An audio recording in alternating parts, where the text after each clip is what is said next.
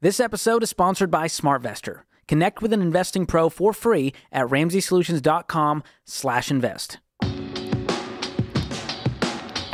You're listening to Ramsey Everyday Millionaires, where we talk investing, retirement, building wealth, and outrageous generosity. Kathy is in North Carolina. Hi, Kathy. Welcome to the Ramsey Show. Hello. Thank you, Dave, for taking my call. My really pleasure. Great to get to talk to you. You yes, too. And Ken. Yes, it's me. I'm here, Kathy, today for you. What's going on? Okay, so my husband and I are retired. We're age 65 and 68. We live in a mortgage-free home that's valued at just under $500,000, and we're debt-free. Our yearly income is about $100,000 with retirement, Social Security, pension, and we have a $1,700 a month rental property that's all that is included in the $100,000. Your phone broke up. Wait a minute. Stop. Your phone broke up. You have a $1,700 a month rental property. It's paid for too?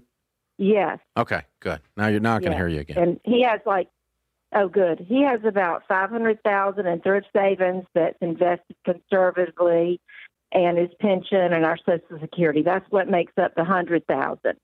Okay, great. So, we live in North Carolina, just off a very popular place called Topsail Island, and people flock here throughout most of the year. And I've been wondering if it would be smart to invest in an AirBNB rental, and the one I'm looking at is about $280. Mm-hmm. And you're going to take out enough of his thrift savings to buy it? No, we'll borrow against our house. Mm-hmm. No, you won't. No.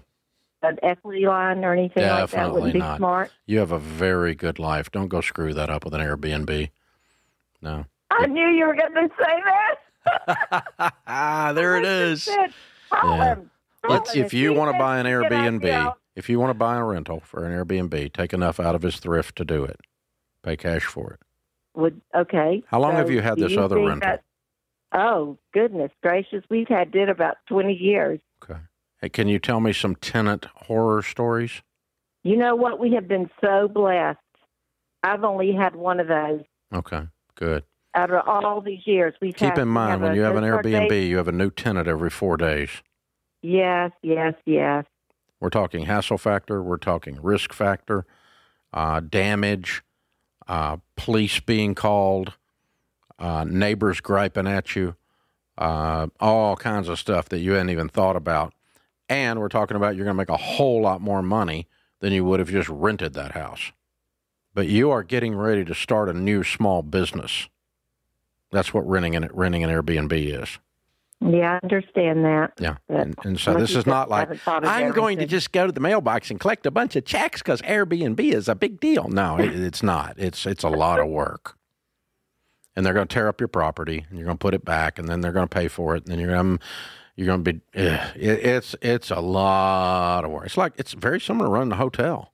I mean, my husband is going to be so glad for when I tell him this. Well, I wouldn't do it. It's a good idea. Yeah, if I were in your shoes, you sound like you have a very simple, fun, clean life that's very secure. I wouldn't put this beehive in the middle of it if it was me. But if you want to go make some money, you can make some money with this. But you know that you're dealing with hassle, and the only way you want to do it is to pay cash. Just something to share with Kathy and other people that may be getting bit by the Airbnb bug, and you think it's a sure thing. You may be late to the party. Yeah, you are, because we're seeing some new revenue data here. All the rooms, which kind of checks listings and revenue, we've seen significant drops this year compared to 2022. Places like Austin, Sevierville, Tennessee, which is to our east, you're seeing 47% drop. San Antonio, Texas, 43% drop. Nashville, 39% drop. Denver, 38%. New Orleans, Seattle, Washington. There's more and more cities here. And so the point is there's a glut right now of people who got into these as investments, much like you're thinking about, Kathy. Nashville's down? Nashville's down 39%. The bachelorette party didn't keep it going? Phoenix, Arizona's down because people don't want to burst into flames, apparently. Austin, Texas, Texas, one of the hottest cities in the flames. Have you heard about the Chamber of Commerce? Well, I mean, I'm telling you, it's so hot out there right now. People are reading about this. But anyway, here's the point.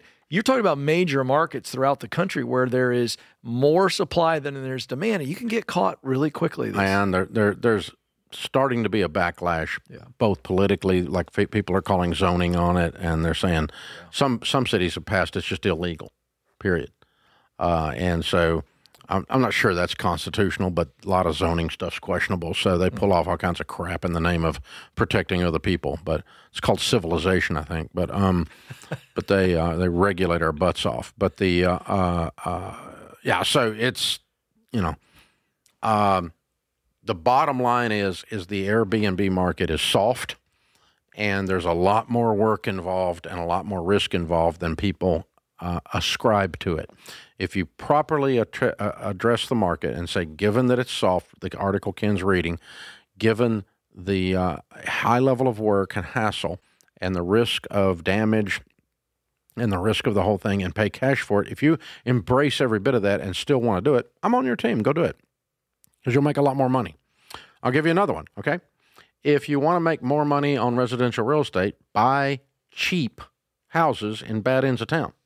Low-income rentals give a much higher ROI, rate of return, rent to value, than high-income rentals do in the rich end of town. Rich end of town, you don't really make that much money on a rental. It doesn't do as good. But guess what? You've got a higher hassle factor. Right. You're dealing with people tearing up stuff. You're dealing with them running drugs or prostitution out of your house. You're dealing with all this other crap, potentially. I used to have a whole bunch of those properties. That's how I know.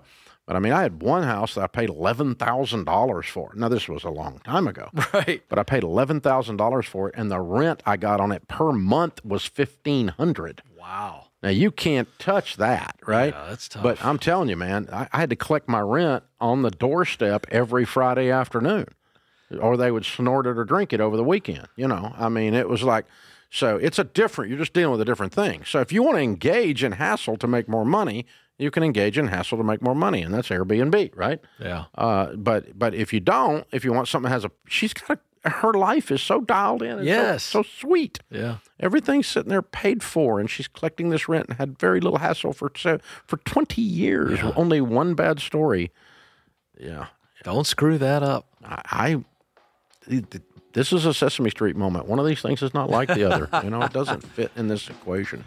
She's fun, though. Apparently her husband is going to be very happy with that advice. So that's...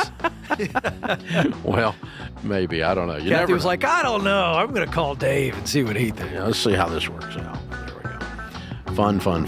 Good stuff. Good stuff. Thanks for tuning in to Ramsey Everyday Millionaires. To learn more about investing, visit RamseySolutions.com/investing or click the link in the show notes. Ramsey Solutions is a paid non-client promoter of participating pros. Learn more at RamseySolutions.com/SmartVestor.